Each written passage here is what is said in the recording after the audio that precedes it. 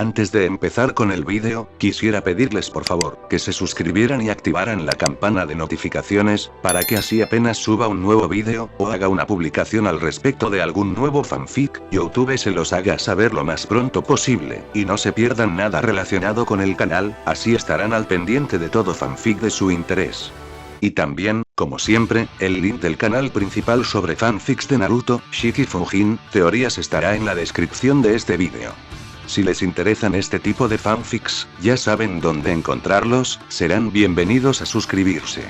Hola gente, aquí su servidor One for All for One, teorías, espero que todos ustedes se encuentren bien, donde quiera que estén. Este fanfic está titulado como, ¿qué hubiera pasado si Izuku se volvía un villano? O, rival, heirs. O su traducción al español, herederos rivales. Cabe decir que este fanfic no me pertenece, todos los créditos a Yabol Lucifer. ¿Quién es el creador de este? Sin nada más que decir, empecemos con el fanfic. Descargo de responsabilidad. My Hero Academia, así como todo elemento o caracteres utilizados en este fanfic, pertenecen a Koei Horikoshi y sus respectivos creadores. Capítulo 8. El Shia Saikai. Paseando por las destrozadas puertas delanteras del complejo Shia Saikai, con las manos en los bolsillos mientras Momo lo seguía atentamente, Izuku habría mirado a un observador externo como si estuviera dando un paseo informal por la ciudad en lugar de pasear por un campo de batalla urbano. El greenete no estaba seguro de qué esperar cuando entró, después de todo, simplemente estaba siguiendo a sus fuerzas, dejándolos cargar adelante para lidiar con la resistencia mientras él los seguía detrás. Gigantomachia lideró la acometida, dejando cuerpos dispersos a su paso. Mientras caminaba por el camino de piedra, Izuku lanzó una mirada casual hacia un lado para observar los cuerpos que yacían derrotados a su alrededor. Parecían provenir de una amplia gama de profesiones e ingresos, algunos vestían ropa informal mientras que otros eran más formales con trajes y corbatas que les sentaban bien, pero todos compartían la misma conexión: la membresía en la Yakuza. Algunos de los miembros derrotados gemían de dolor y yacían en el suelo mientras curaban heridas o extremidades rotas. Otros estaban inconscientes, solo el subir y bajar de su pecho testificaba de su supervivencia, sin embargo, aún más permanecían quietos, demasiado quietos mientras se formaban charcos de sangre a su alrededor. Esparcidas entre los derrotados había varias armas, garrotes y bates improvisados, algunos cuchillos e incluso los restos destrozados de lo que alguna vez fue un arma. Izuku sintió que una pequeña parte de él, en el fondo, quería extender la mano, ayudar a las personas que lo rodeaban, ser un héroe, pero antes de que la voz pudiera abrir su boca metafórica, el greenete la aplastó sin piedad. Había llegado demasiado lejos, había dedicado demasiado tiempo a buscar la peculiaridad perfecta a la que renunciar ahora.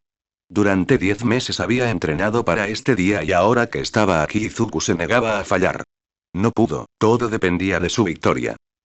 Volviendo a concentrarse en el camino frente a él, Izuku vio a Gigantomachia bajar su hombro en preparación para cargar a través de la puerta principal del edificio. Su tamaño probablemente significaba que derribaría la mayor parte de la pared con él. Alrededor del gigante algunas de las tropas de Izuku se enfrentaron con miembros del Shia Saikai. Un escaneo rápido le permitió a Izuku saber que ninguno de las 8 balas o los altos mandos estaban cerca, no es que Izuku esperara que lo estuvieran. Estos eran la chusma, los miembros sin ningún valor real más que servir como escudos de carne viva, pérdidas de tiempo y chicos de los recados que debilitaban a quienes atacaban a sus amos. Un fuerte estrépito hizo que la atención de Izuku volviera a centrarse en el presente a tiempo para ver cómo un gran puño emergía del interior del edificio rompiendo las puertas de entrada en astillas de madera antes de chocar con la cabeza de Gigantomachia. La fuerza del golpe hizo girar al gigante, pero el ex guardaespaldas no cayó, sino que convirtió su giro en un ataque. El dorso de su palma izquierda golpeó la cara de su atacante mientras emergían del edificio. Izuku solo tuvo un breve momento para observar la apariencia del hombre, una máscara de plaga que cubría completamente una pequeña cabeza que descansaba sobre un largo cuello que se conectaba a un cuerpo gigante, todo el cual parecía estar compuesto de puro músculo. El hombre estaba vestido con una camiseta negra y jeans, pero eso fue todo lo que Izuku pudo ver antes de que el contraataque de Gigantomachia enviara al hombre, que aún no había emergido por completo, atravesando el lado frontal izquierdo de la casa y la pared de cemento del edificio de conexión donde fue enterrado bajo los escombros que se derrumbaron. Por un momento, ambos lados del conflicto se congelaron en estado de shock tanto por el poder mostrado como por la pura facilidad con la que Gigantomachia parecía despachar a su oponente, pero Izuku, en el breve tiempo que había visto la figura, había podido identificar al hombre. Rikiya Katsukame, susurró. Como en respuesta a su nombre, una mano solitaria emergió de los escombros, tanteando alrededor por un momento antes de usar el suelo para salir de su prisión de piedra. Uf, gimió Katsukame, frotándose la parte posterior de la cabeza con la mano, eso dolió. Mirando hacia arriba, Katsukame señaló a Gigantomachia, pareciendo no importarle las varias docenas de atacantes que rodeaban al titanombre. Tú, pelea conmigo, ordenó el hombre enmascarado, eres claramente la vanguardia y la persona más fuerte aquí. Es mi deber contenerte tanto tiempo como pueda. Por un momento Gigantomachia pareció querer aceptar el desafío, incluso dio un paso adelante que hizo que los que estaban debajo de él se dispersaran para evitar ser aplastados accidentalmente. Sin embargo, el hombre vaciló y miró hacia Izuku. Por un momento, Izuku estuvo confundido, el hombre no había ocultado su creencia de que Izuku no era digno de la atención de All for One, pero luego el GNT recordó lo que su mentor herido le había dicho a Gigantomachia, que cuando se trataba de la redada, Izuku estaba a cargo. Puede que a Gigantomachia no le agradara el GNT, pero Izuku tenía que al menos reconocer la lealtad del hombre hacia su maestro. Básicamente abandonado en un bosque durante años, el hombre había surgido con tanta devoción hacia su señor como antes de sus vacaciones impuestas. Hazlo rápido y no lo mates. Ordenó Izuku, su voz sonó con autoridad en el patio. Katsukame es miembro de las 8 balas, una de las personas que quiero capturar para más tarde y me serás más útil por dentro que por fuera. Por un momento, Izuku se preguntó si el sirviente temporal lo obedecería antes de que el hombre bajara la cabeza sumisamente, aunque Izuku prácticamente podía sentir su resentimiento incluso desde el otro lado del patio. Como órdenes, Gigantomachia prácticamente gruñó antes de darse la vuelta para cargar hacia el primer miembro de las 8 balas en aparecer. Katsukame no esperó a que el gigante lo alcanzara, sino que cargó hacia adelante para encontrarse con el titán en la batalla. Los dos gigantes chocaron a medio camino entre el camino de piedra que conducía a la entrada de la residencia y el edificio adjunto por el que Katsukame había sido enviado volando momentos antes. Los dos intercambiaron una ráfaga de golpes a una velocidad cegadora antes de dar un paso atrás para ver el daño infligido a su oponente. Gigantomachia parecía no haber sufrido ningún daño, no se estaban formando moretones en su dura piel y el traje del hombre, que consistía en pantalones cortos negros y una armadura protectora de color similar que rodeaba los hombros y la parte superior de los brazos del gigante, estaba intacto. El gigante respiraba rápidamente, pero parecía deberse más a la emoción de la pelea que a una necesidad real de hacerlo. En comparación, la respiración de Katsukame era corta y rápida. La camiseta del hombre estaba arrugada y rasgada con varias impresiones claras en la tela en forma de puños desde donde lo habían impactado los ataques de Gigantomachia. Mientras Izuku observaba, un rastro de sangre se escapó de debajo de la máscara del hombre, fluyendo por el cuello del hombre antes de ser limpiado con la parte posterior de uno de sus brazos. El movimiento fue inconsciente, reaccionario, instintivo, pero fue un movimiento que Gigantomachia aprovechó al máximo. Corriendo hacia adelante a velocidades que desafiaban su tamaño, el gigante rodeó con sus brazos la cintura del hombre más pequeño. Levantando al miembro de las 8 balas en alto mientras continuaba su carga hacia adelante, las dos figuras chocaron contra el mismo edificio que Gigantomachia había enviado a Katsukame volando en apenas unos minutos antes, justo a la izquierda de dicho agujero, esparciendo polvo y escombros volando en el aire detrás de ellos. Golpes, choques y ruidos sordos permitieron a Izuku y a todos los que se habían detenido a ver la pelea que la batalla aún continuaba, y si las grietas que se estaban extendiendo en el exterior del edificio eran algo a tener en cuenta, en realidad estaban poniendo en peligro la integridad de la estructura.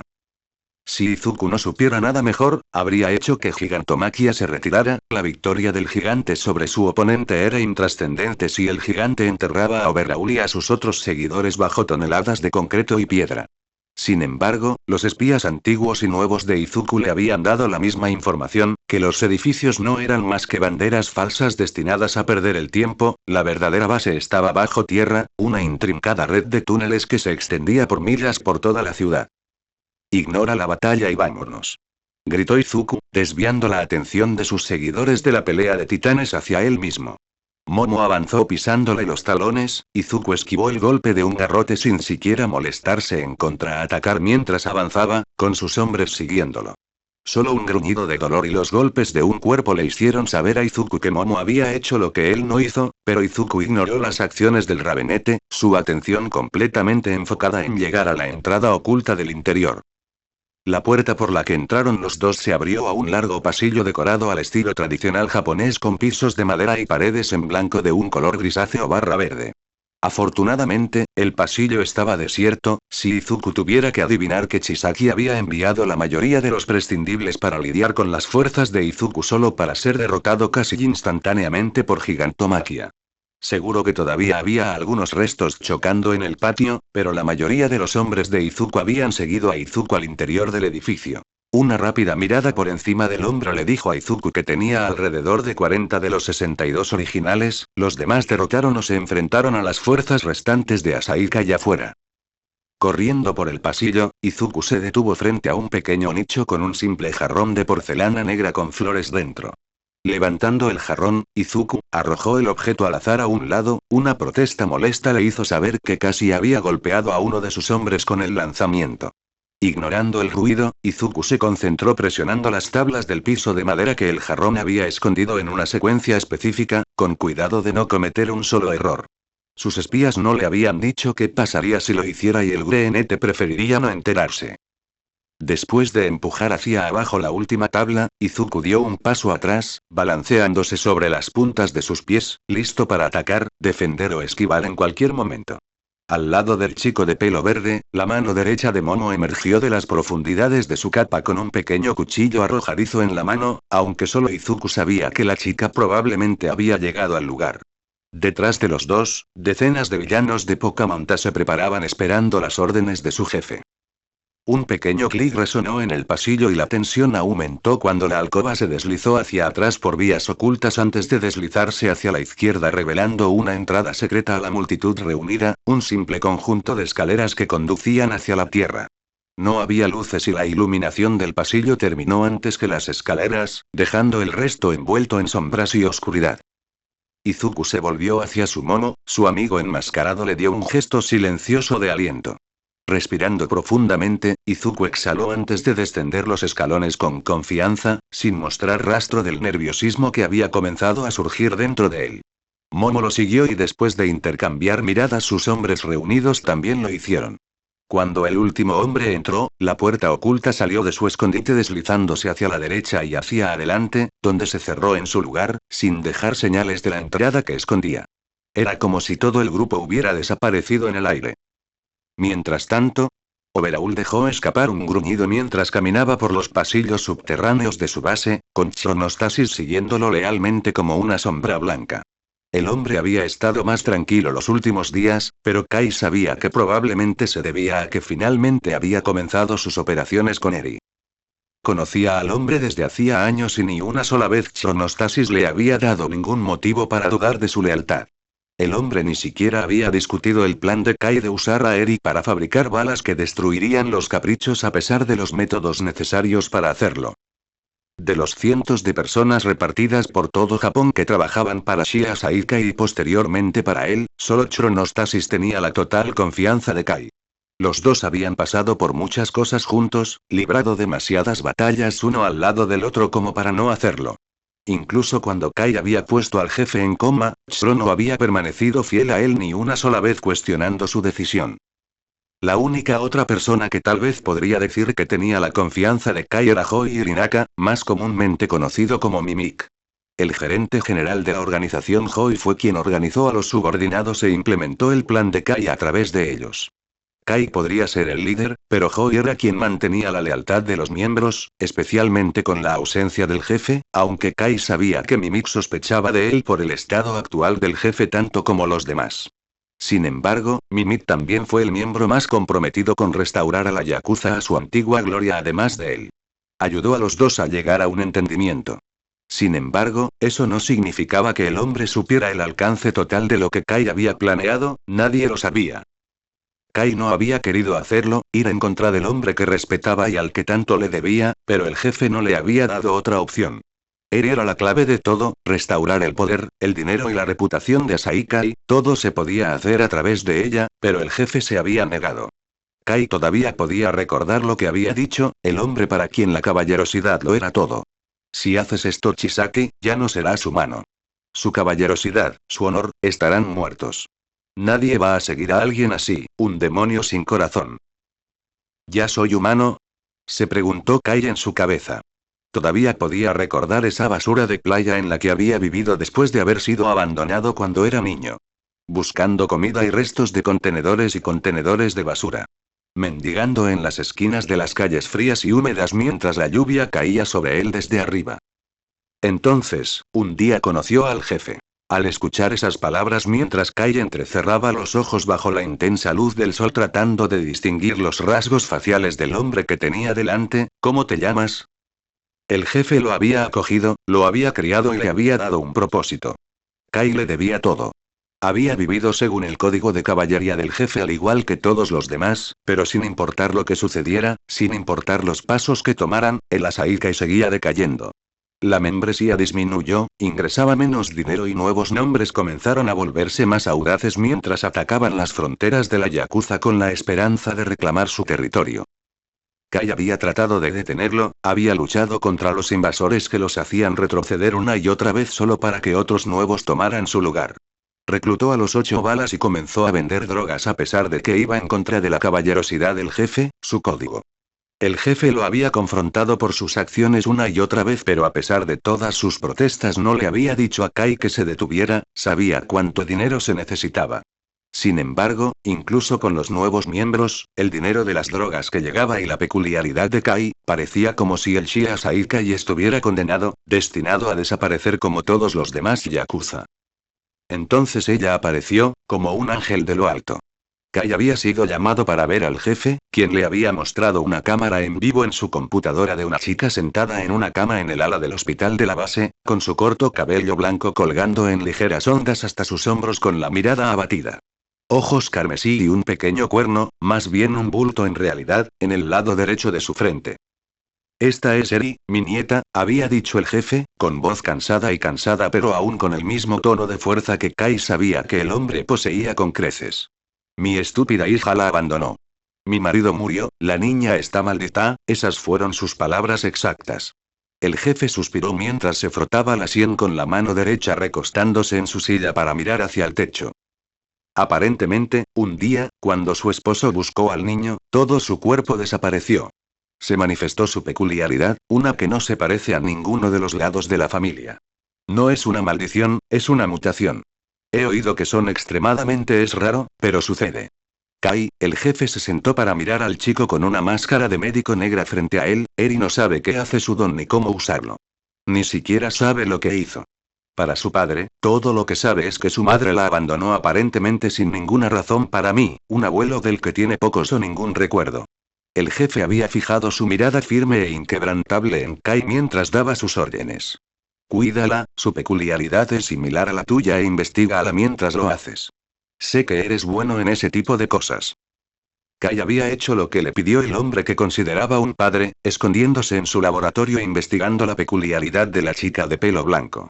Le había tomado días lograr que dicha peculiaridad funcionara y semanas comprender completamente de qué se trataba, pero una vez que tuvo las posibilidades lo golpeó como una ola. Mientras observaba a los ratones en su jaula regresar primero a juveniles, luego a niños, seguidos por bebés y luego fetos, antes de finalmente desaparecer en la nada, Kai no pudo evitar la cruel sonrisa que se dibujó en su rostro al comprender que el destino le había dado todo lo que necesitaba. Después de todo, con una peculiaridad como la de ella, casi todo era posible. Quitándose los recuerdos, Kai volvió a concentrarse en Chronostasis. ¿Qué está pasando?, cuestionó. Aunque su voz quedó ligeramente amortiguada por la máscara de la peste magenta bordada y con puntas doradas que cubría su nariz y boca. No estamos seguros, respondió Chronostasis, con voz tranquila. Los dos habían estado en el otro lado de la base preparándose para salir a buscar dinero en efectivo cuando el túnel se sacudió a su alrededor. Chronostasis inmediatamente saltó protectoramente sobre Kai mientras pedazos del techo colapsaban al suelo a su alrededor. Una vez que cesó el temblor, los dos se levantaron y Chronostasis inmediatamente sacó una de las tabletas de Yaoyorozu Incorporated, golpeándola rápidamente. Parece que están ocurriendo explosiones por toda la ciudad Y. La voz de Chrono se apagó cuando Kai se giró para lanzar una mirada furiosa a su teniente. ¿Y qué? Siseó. Los miembros inferiores que custodian la entrada principal dicen que estamos siendo asaltados, como en este momento. Rikiya ya subió para luchar contra ellos y los otros 8 balas se están agachando mientras Hoi va a conseguir un suministro de Trigger. Solo Nemoto está desaparecido. Kaya sintió mientras comenzaba a alejarse notablemente más rápido que antes. Bien, Nemoto está explorando un poco para mí en este momento sobre una pandilla que se ha vuelto un poco agresiva para mi gusto. Dile a las balas que retrasen a los atacantes el mayor tiempo posible. Como puedan. ¿Hay algún miembro destacado en el grupo de asalto? En realidad no, dijo Chrono, deslizando un dedo en la tableta mientras caminaba detrás del jefe, completamente concentrado en el dispositivo. La única persona realmente notable hasta ahora es un hombre con una peculiaridad de gigantificación, pero es probable que Rikiya termine tratando con él. De lo contrario, hay informes de alguien con una capa negra y una máscara kabuki con forma de kitsune. Su líder parece ser joven y tiene cabello verde, pero eso es todo lo que tenemos sobre él. Todos los demás miembros son solo delincuentes comunes, pero en este momento están dominando a nuestras fuerzas principalmente debido a su vanguardia, el hombre con la peculiaridad de la gigantificación. Kai no respondió, en lugar de eso solo aceleró el paso para que Chrono tuviera que correr para seguir el ritmo del joven jefe Yakuza. Entonces, ¿cuál es el plan? Preguntó. Trae a Eri, haz mi investigación y sal de aquí mientras los demás nos dan tiempo para escapar. Kai respondió sin siquiera tomarse el tiempo para mirar a su asistente. Mientras tengamos a Eri y mis notas, podemos reconstruir en otro lugar. Ah, y llama a Hoi. Dile lo que estamos haciendo y que tan pronto como estemos lo suficientemente lejos quiero que se retire con cualquiera de las balas. Puede conseguir. Nos pondremos en contacto con Nemoto más tarde. Mientras Chrono sacaba un teléfono y marcaba un número, Kai avanzó. No sabía quién estaba atacando ni cuál era su objetivo, pero no importaba. Entre Eri y su peculiaridad, nada pudo impedir que los Shia Saikai regresaran al lugar que les corresponde como gobernantes del inframundo. Ni siquiera el hombre del saco del que le había hablado el jefe, el que el viejo temía todavía estaba vivo, planeando su venganza en las sombras. El monarca de la oscuridad que había desaparecido años atrás, tras su derrota a manos de All Mig, All for One. Unos minutos más tarde, Gigantomaquia dejó escapar un rugido salvaje mientras lanzaba un enorme brazo a su oponente. Katsukame recibió el golpe y al igual que antes, Gigantomaquia sintió que un poco de su vitalidad se le escapaba. Apretando los dientes con frustración, el gigante dio un paso atrás, rompiendo la conexión entre los dos. Mientras el ex guardaespaldas de All for One observaba, el tamaño de Katsukame aumentó a medida que el hombre ya gigante crecía otro medio pie de altura, y sus músculos crecían junto a él. Gigantomaquia no sentía ningún efecto nocivo por la vitalidad que Katsukame le robó, probablemente debido a su peculiaridad original, pero aún así era doloroso lidiar con ello. La batalla de los dos se había prolongado durante casi una docena de minutos y Gigantomaquia estaba empezando a estar molesta. Puede que no considerara al heredero de su maestro digno de su título, pero su señor le había dado la orden de obedecerlo y para Gigantomaquia la orden de su señor no era algo que él desobedeciera voluntariamente. El Greenete había ordenado a Gigantomaquia que acelerara la batalla, pero estaba empezando a ser todo lo contrario. El problema simple era que las peculiaridades de los dos eran esencialmente contraataques entre sí. La peculiaridad de Rikiya Katsukame, Vitality Stealing, le permitió al hombre desviar la resistencia de sus oponentes inhalando su fuerza lejos de ellos. Dicha vitalidad luego se agregaría a la suya aumentando el tamaño y la fuerza del hombre en el proceso con el simple requisito de que Katsukame necesitara tocar a su objetivo para que su peculiaridad pudiera robar la vitalidad de la persona. Algo que el miembro de las 8 balas no tuvo problemas en hacer en su batalla tan física con Gigantomaquia. Hablando del hombre, la principal peculiaridad de Gigantomaquia, la resistencia, le permitió al gigante transformar su moral en energía física y resistencia.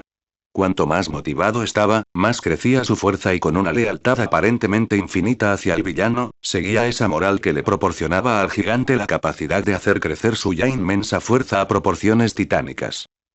Este punto muerto había significado que la batalla que Gigantomachia había pensado que terminaría en segundos se había prolongado y seguido.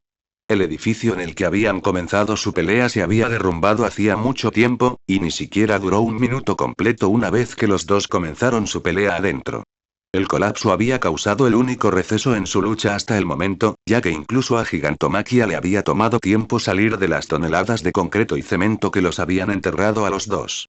Ahora los dos lucharon en las calles dejando un enorme rastro de destrucción a su paso con ventanas rotas, vehículos aplastados y los cuerpos de los pocos héroes y socorristas que se habían topado con ellos. Habría habido más, pero las bombas habían hecho que los civiles huyeran a un lugar seguro y seguían siendo el foco principal de todos aquellos que de otro modo estarían tratando de detener su batalla. Soltando un gruñido, Gigantomachia se inclinó hacia un lado para evitar un puñetazo y retrocedió para crear más espacio. Si le hubieran permitido hacer todo lo posible, la batalla ya habría terminado, pero tenía condiciones, reglas que debía seguir. Se le había prohibido revelar que tenía múltiples peculiaridades y, si bien eso había dificultado su tarea, aún le era más que posible luchar. Entonces el heredero de su maestro había ordenado la captura del hombre que tenía delante. Gigantomachia no sabía por qué, pero su maestro le había dicho que siguiera al niño como si las órdenes del GNT vinieran de su propio señor. Si se le permitiera usar múltiples peculiaridades, la batalla habría terminado. Si se le permitiera matar a su oponente, la batalla habría terminado. Pero no lo fue y como resultado Gigantomachia se estaba impacientando. El heredero del maestro le había ordenado terminar la batalla rápidamente y él tenía toda la intención de hacerlo. Fue en ese momento que a Gigantomachia se le ocurrió una idea, lo que provocó que el hombre titán mostrara una sonrisa con colmillos. Mientras Katsukame cargaba hacia adelante lanzando un puñetazo a Gigantomachia, dicho hombre se inclinó hacia atrás, estiró su brazo derecho hacia atrás y activó una de las peculiaridades que su señor le había dado, mole. Mientras garras parecidas a topos crecían de sus dedos, Gigantomachia clavó dichas garras en la carretera, la queratina dura y endurecida penetró fácilmente en el asfalto. Pasando su brazo por el suelo y hacia arriba, Gigantomachia lanzó escombros hacia su oponente, lo que provocó que Katsukame detuviera su ataque para cubrirse la cara. La mayoría de los escombros rebotaron pero aún así causaron daño, sin embargo, el ataque sirvió como distracción que Gigantomachia necesitaba para atacar. Desactivando mole, Gigantomachia se lanzó hacia su oponente mientras activaba otra de sus peculiaridades, Tou Muscle. Dicha peculiaridad endureció los músculos del gigante a niveles excepcionales y Gigantomachia lo aprovechó al máximo lanzando un frenesí de golpes a Katsukame, que aún defendía. Aparecieron cortes por todo el cuerpo del hombre musculoso y todo lo que el hombre enmascarado pudo hacer fue mantener los brazos en alto para proteger su rostro. Echando hacia atrás su brazo, Gigantomachia lanzó un puñetazo a la sección media desprotegida de Katsukame que finalmente rompió la defensa del hombre y lo envió volando hacia atrás donde yacía boca abajo en el suelo. Pensando que el hombre estaba inconsciente, Gigantomachia se giró solo para que una voz débil llegara a sus sentidos mejorados. Tu peculiaridad no es la gigantificación, ¿verdad? Katsukame preguntó desde el suelo. Gigantomachia no respondió mientras el hombre derrotado soltó una pequeña risa. Es una peculiaridad de modificación corporal, ¿no? Puedes manipular tu cuerpo, hacerte más fuerte, cambiar tu apariencia. Así es como creciste durante nuestra pelea. ¿Cómo tienes esas garras? ¿Por qué tu piel y tus músculos eran tan duros? Ja. El hombre dejó escapar una risa amarga. Me estuviste ocultando todo el tiempo. Un suave golpe le hizo saber a Gigantomachia que las heridas del hombre se habían vuelto demasiado para él y que finalmente había caído inconsciente. Aunque no lo demostró, Gigantomachia se sentía orgulloso por dentro por lo que había hecho y cómo su plan había funcionado, especialmente porque no era el individuo más inteligente. Había seguido las órdenes de su maestro y no había revelado que tenía múltiples peculiaridades, sino que parecía como si tuviera una única peculiaridad que le permitía manipular su cuerpo. Aunque poco comunes, tales peculiaridades no eran raras según ningún estándar y aunque normalmente solo permitían al usuario cambiar un aspecto de su cuerpo, había aquellas que le permitían manipular múltiples partes. Gigantomachia había obtenido la idea de su peculiaridad de gigantificación que no solo aumentó su tamaño sino que también hizo que sus huesos crecieran, así como sus dientes y dedos para darle un mayor poder de ataque y defensa. Gigantomachia había usado dicha peculiaridad en su pelea con Katsukame para crecer junto a su oponente y fue esa peculiaridad la que sirvió de inspiración para su plan. Quitándose las autofelicitaciones, Gigantomachia dejó que sus peculiaridades se desactivaran mientras activaba otra, perro. Olfateando el aire como el animal que dio nombre a la peculiaridad, Gigantomachia intentó encontrar el olor del heredero del maestro o de la chica que había estado con él. Le habían ordenado que regresara lo antes posible y, aunque había tardado más de lo que le hubiera gustado, Gigantomachia no tenía intención de faltar a su deber. Unos minutos antes, Hoi Irinaka, más comúnmente conocido como Mimic, hizo clic en el botón de finalizar llamada de su teléfono con un gruñido. Por un segundo miró fijamente el pequeño dispositivo negro antes de soltar un grito frustrado mientras estrellaba la computadora de mano contra el suelo, destrozándola. Saltar arriba y abajo sobre los restos hizo poco para calmar al hombre del pequeño traje negro con una máscara de peste blanca cosida sobre donde estaría la cara. Respirando pesadamente, Mimic estiró sus diminutos brazos para apaciguar y comenzó a murmurar para sí mismo. Está bien, está bien. Podemos arreglar esto. Este no es el fin de la Yakuza, todavía podemos hacer realidad el sueño del jefe. Sin embargo, a pesar de sus palabras, Mimic no pudo evitar que sus pensamientos regresaran a la llamada telefónica que acababa de recibir.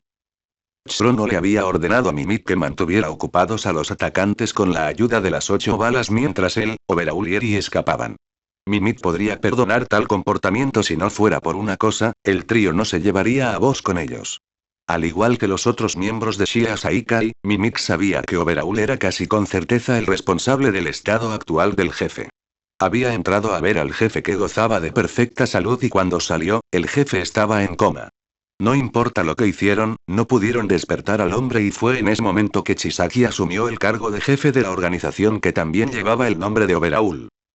Los Yakuza, a pesar de sus acciones, que en la mayoría de los casos estaban al otro lado de la ley, no se veían a sí mismos como villanos.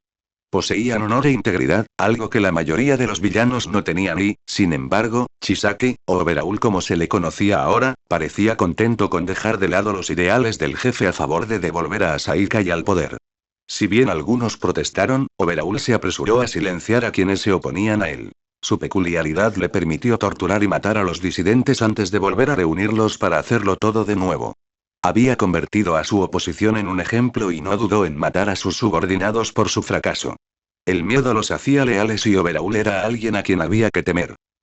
Sin embargo, dentro del cambio de liderazgo, Hoi Irinaka había visto una oportunidad.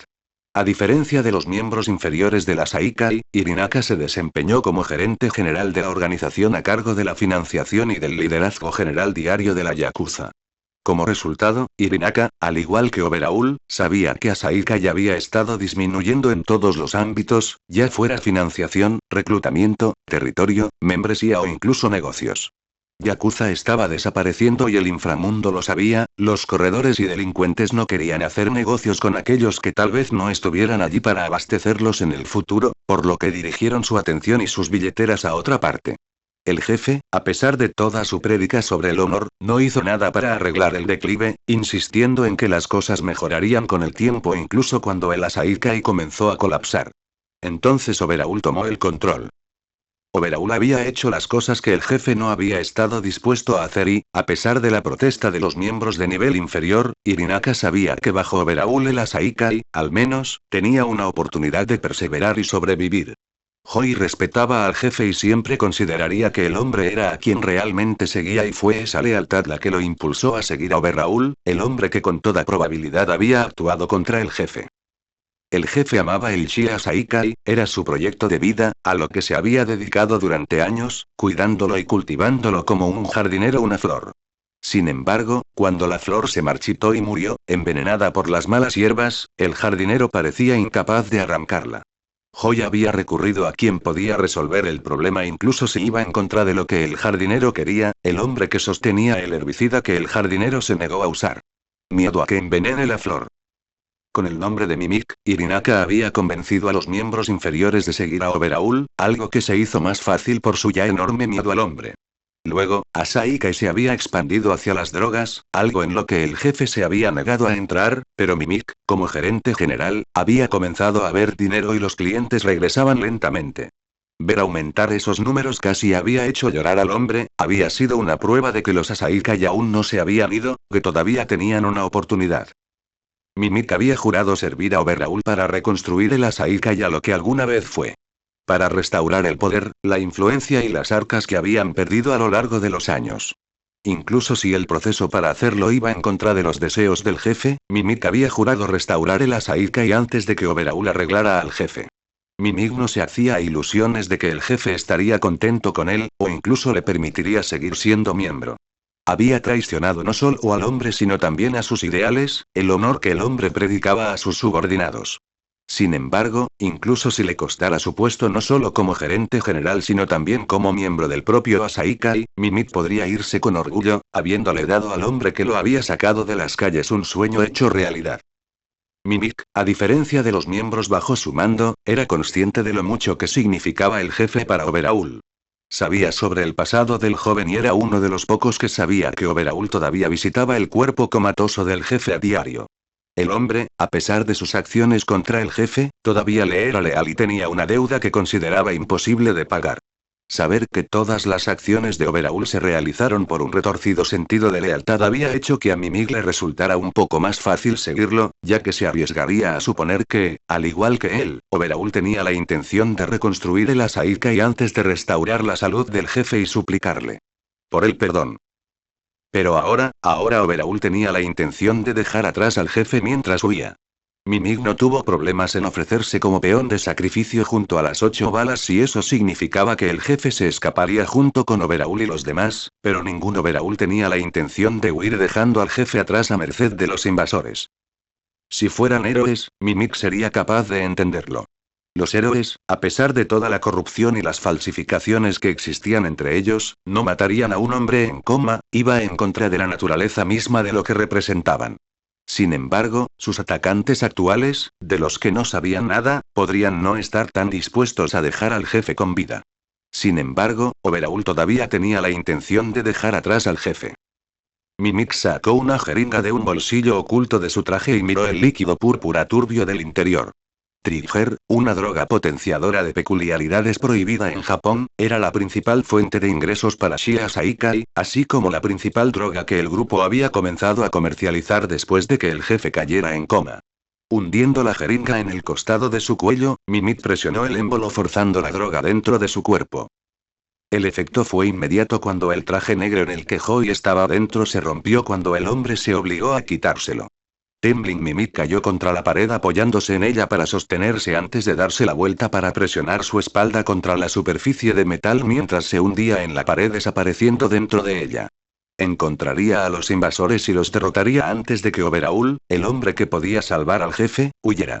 Él protegería al jefe, después de todo, todo era para él. De regreso al presente, Izuku, Momo y los aproximadamente 40 villanos que los seguían corrieron por los prístinos pasillos de la base. Afortunadamente, después de descender por las escaleras oscuras, el espacio se había abierto a un prístino pasillo iluminado, el mismo por el que el grupo ahora estaba corriendo. ¿Cómo vamos? Izuku le gritó por encima del hombro a Momo, girando la cabeza para mirar a la chica Ravenete. Vamos por el camino correcto. Momo respondió, su atención se centró en el dispositivo que sostenía en sus manos. Bien, tenemos que llegar a Overhaul antes de que escape. Si lo hace, desaparecerá y perderemos nuestra oportunidad de atraparlo. Gira a la derecha, le ordenó Momo a Izuku, siguiendo sus instrucciones sin dudar. Sin embargo, cuando el grupo dobló la esquina, el suelo comenzó a temblar. Una pared apareció de la nada cortando el camino del grupo hacia adelante mientras el piso y las paredes parecían moverse y fluir. Protuberancias que aparecen y desaparecen aparentemente al azar. Por un momento Izuku estuvo confundido, nadie en el Shia Asaikai que él conociera era capaz de algo como esto y en esa confusión una segunda pared se levantó del suelo detrás del grupo que atrapaba a los invasores. Lo más cercano probablemente fue Overhaul, pero los alrededores no se estaban rompiendo antes de reformarse. Se movían, giraban y giraban como si estuvieran dirigidos por órdenes ocultas. Es Mimik. Gritó Izuku, extendiendo una mano contra la pared cercana para mantenerse de pie, él es el único que por su peculiaridad es capaz de hacer algo como esto. Los Shia Saikai son conocidos por su reciente aumento en la distribución de drogas, añadió Momo desde donde estaba arrodillada con una rodilla en el suelo. Una mano agarró el dispositivo electrónico que había estado sosteniendo en sus manos mientras que la otra agarraba una espada que había plantado en el suelo para permanecer en posición vertical, probablemente haberla creado en el acto. Es probable que esté usando un refuerzo de peculiaridad para aumentar sus poderes por un tiempo limitado, probablemente Trigger. Eso significa que está por aquí en alguna parte, dijo Izuku mientras él y los demás comenzaban a mirar a su alrededor. Su peculiaridad dice que mientras está dentro de algo es capaz de controlarlo, pero tiene que manifestar su cuerpo para poder percibir lo que lo rodea. También significa, dijo Momo mientras buscaba dentro de su capa, probablemente creando algo para usar, que tiene que centrar su atención aquí mismo, no puede estar en otra parte. ¿Lo que significa eso? Preguntó uno de los villanos de poca monta con una simple peculiaridad de escupir fuego, claramente confundido. Significa que tenemos que separarnos, dijo Momo mientras retiraba el brazo de su capa y lo echaba hacia atrás como si se preparara para lanzar una pelota. Un pequeño objeto del tamaño de una pelota de béisbol estaba en la palma de su mano, pero antes de que Izuku pudiera verlo bien, Momo adelantó su brazo y lo arrojó contra la pared que había cortado su camino con un grudido. Se escuchó una explosión masiva que hizo volar pequeños trozos de metal y hormigón. La fuerza de la explosión hizo que todos los que habían podido permanecer de pie cayeran al suelo, incluido Izuku. Con los oídos zumbando, Izuku lentamente se puso de pie, tropezando un poco para mantener el equilibrio.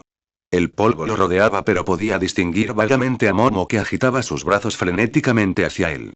Su máscara había sido dañada dejando su boca expuesta mientras Izuku observaba cómo se movía hacia arriba y hacia abajo.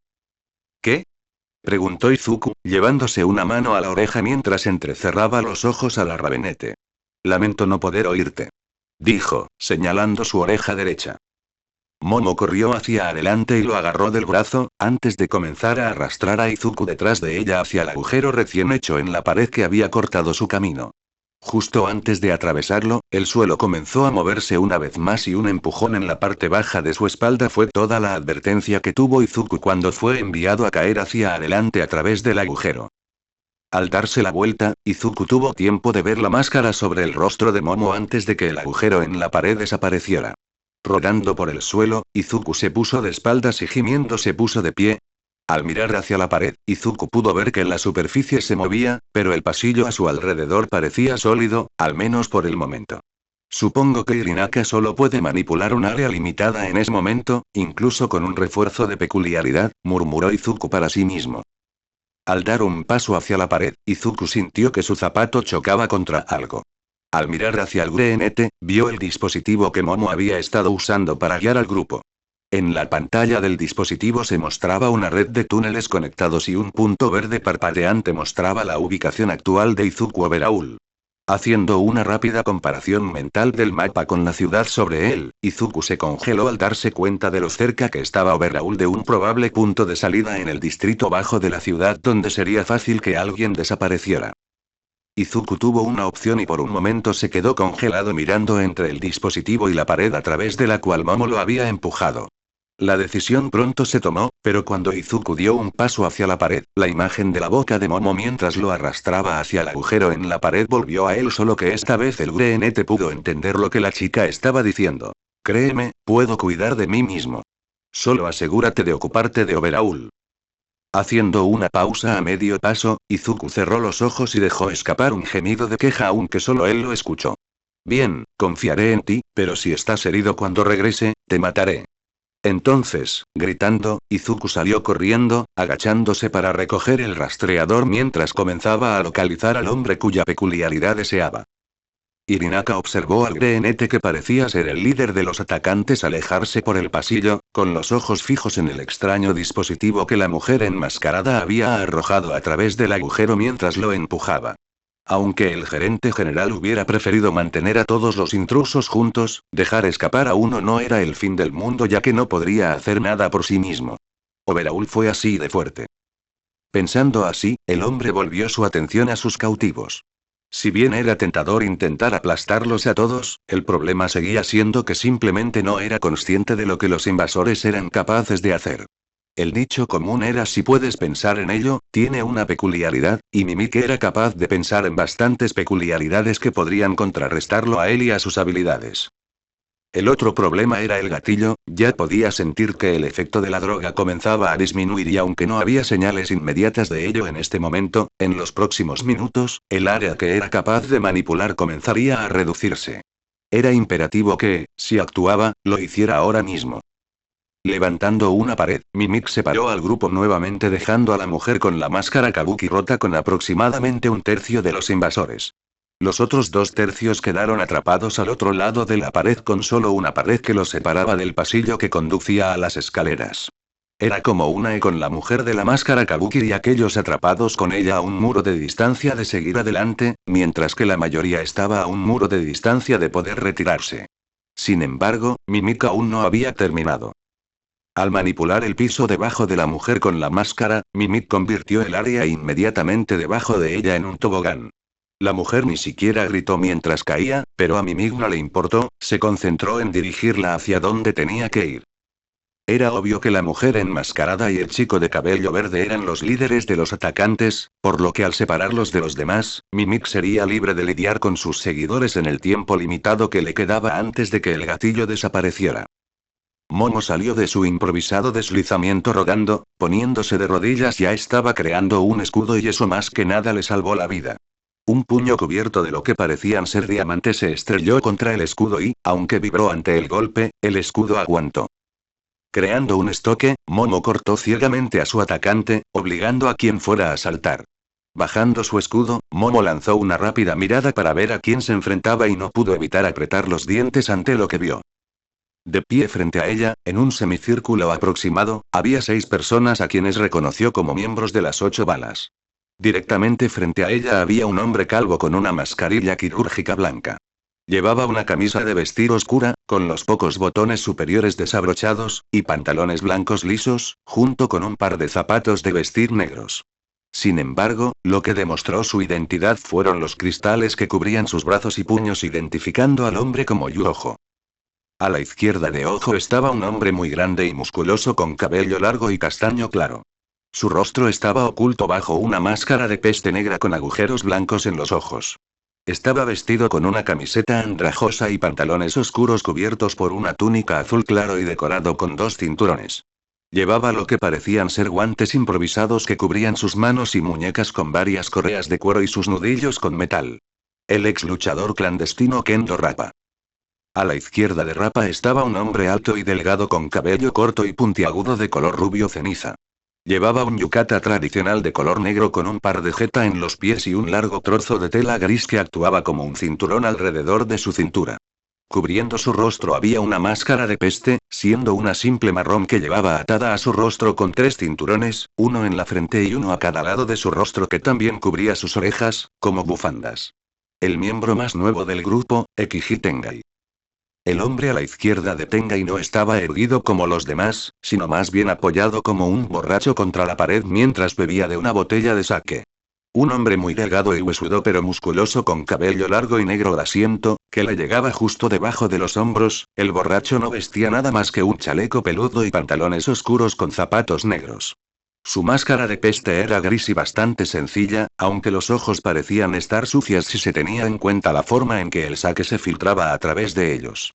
El borracho residente de 8 Bullets, Deidoro Sakaki. Volviendo a Ojo, el hombre de los cristales, había 2 individuos más a su derecha.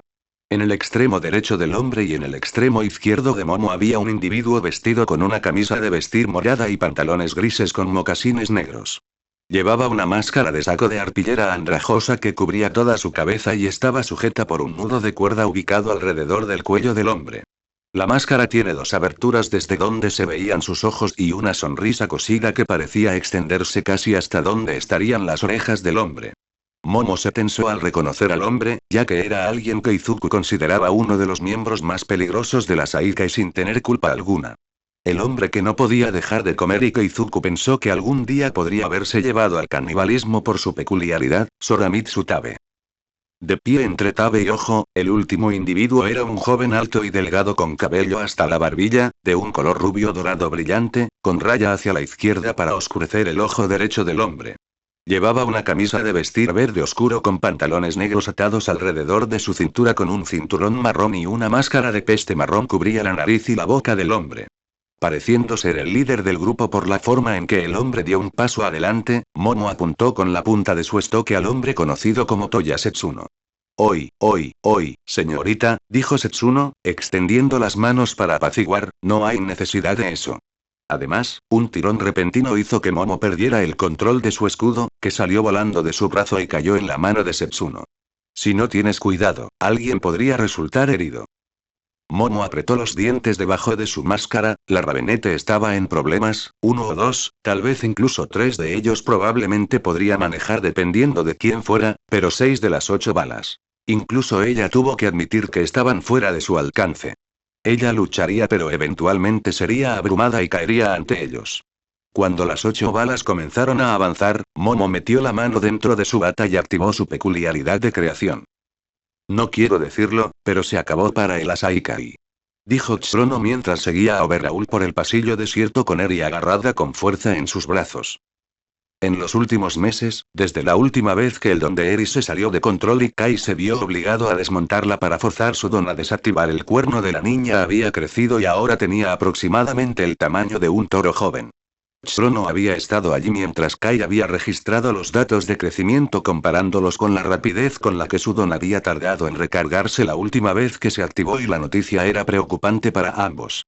El tiempo entre el momento en que la peculiaridad de Eri se activó con fuerza permaneció aproximadamente el mismo, pero el poder cada vez que se salía de control aumentaba. Hasta ahora 4 miembros habían sido rebobinados antes de que existieran y si esto continuaba habría más. Tsunono incluso había sugerido algún entrenamiento de peculiaridad para tener la peculiaridad parcialmente bajo el control de la chica, pero Kai se había negado vehementemente. No quiero que ella tenga ningún control sobre su maldición, había explicado el hombre mientras miraba a Tsunono al otro lado del escritorio en el asiento en el que una vez se había sentado el jefe. Si ella tiene control de su peculiaridad, entonces puede convertirla en un arma. Úsalo con nosotros. Es mejor simplemente dejar que se salga de control cada pocos meses y esperar a que pase el ataque. Además, solo necesito su cuerpo, no necesito que esté cuerda o en control. Mientras ella esté viva, todos mis objetivos son posibles. Incluso si salimos de aquí, este ataque casi nos ha acabado. Otros vendrán corriendo para tomar nuestro territorio que incluso con tu peculiaridad no podremos defender debido a nuestra falta de números. Está bien, dijo Overhaul, su voz tranquila incluso mientras el polvo caía del techo debido a las batallas que tenían lugar sobre ellos. Mientras el jefe y yo estemos aquí, el Asaikai no morirá. La mayoría de los subordinados lo siguen y no entienden mis pensamientos a pesar de que soy el que más respeta la voluntad del jefe. Entre Eri y yo podemos reconstruir sin importar en qué estado nos encontremos y eventualmente recuperaremos el lugar que nos corresponde en el inframundo. Los dos caminaron en silencio durante 1 o 2 minutos más hasta que una voz sonó detrás de ellos. Chisaki. Al girar, los dos se encontraron frente a un chico de cabello verde con una camiseta negra y pantalones de vestir de color similar. El chico estaba jadeando claramente después de haber estado corriendo detrás de los dos mientras usaba el dorso de su mano para secarse el sudor de la cara. Detrás del niño, los dos pudieron distinguir un pequeño dispositivo electrónico, probablemente algún tipo de rastreador. ¿Quién eres?, preguntó Chisaki, su voz tranquila aunque Tsunono fue capaz de detectar un trasfondo de ira en ella. Chisaki reconoció claramente que este chico de pelo verde era el mencionado por Tsunono como líder del ataque que no solo había atravesado sus defensas sino que había destruido años de trabajo en el progreso. Mi nombre no importa, dijo el Greenete mientras dejaba escapar un suspiro que había estado conteniendo antes de adoptar una postura de lucha, balanceándose sobre las puntas de sus pies. Lo que importa es que hoy es el día en que tomo todo de ti para ayudarme a lograr mis objetivos, y lo digo en serio. Tsunono, sigue adelante. Ordenó Kai mientras comenzaba a usar uno de sus guantes para quitarse el otro de su mano izquierda. Esto solo tomará un momento. Con una reverencia, Tsunono se giró y comenzó a alejarse dejando a Izuku Midoriya, el heredero de All for One y Kai Chisaki, el jefe interino del Shia Saikai, para enfrentarse solos. Bueno gente, ese fue el capítulo número 8, de este fanfic, espero que haya sido de su agrado, si es así dejen su like y suscríbanse, para saber que les gusta y seguir trayendo este fanfic. Eso es todo por hoy, aquí se despide One for All for One, teorías, y nos vemos en la próxima con un nuevo vídeo. Adiós.